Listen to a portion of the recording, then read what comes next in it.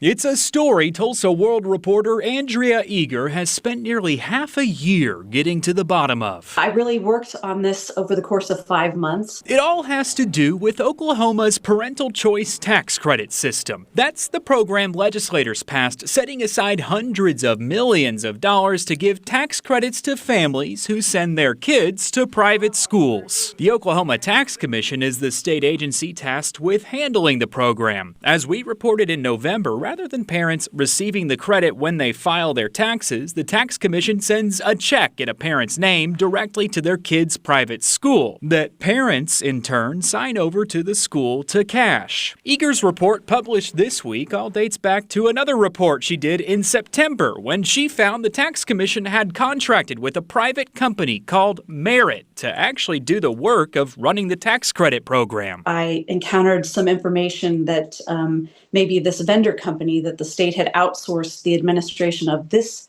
tax credit program to had maybe hit the skids a little bit. And so I started making records requests back in September. As her full Tulsa World article can tell you in even deeper detail, she found that Merit had apparently been dropping the ball. In many cases, sending checks to entirely wrong schools or sending them with the wrong taxpayers' names on them. Hundreds of checks were made out to both the taxpayer and the private school name, which is not how that was supposed to work. She dug deeper, finding copies of emails showing the Tax Commission had decided last March to end its relationship with Merit because of its poor work. And rather than, go after this company or try to cut things off right then, the state decided to allow the contract to run through December 31st of 2024, and the state paid that vendor the full $4 million.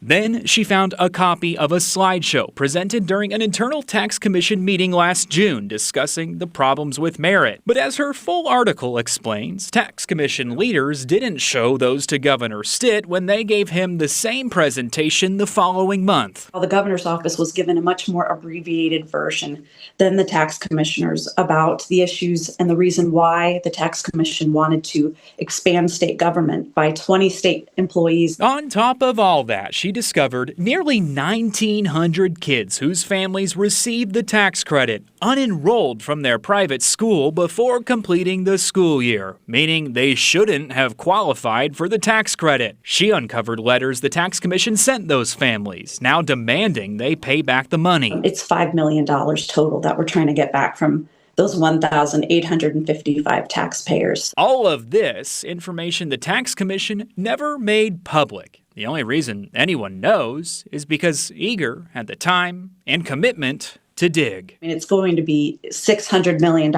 in its first 3 years, this tax credit program. And there's just not much transparency and accountability built into this program by the state legislature.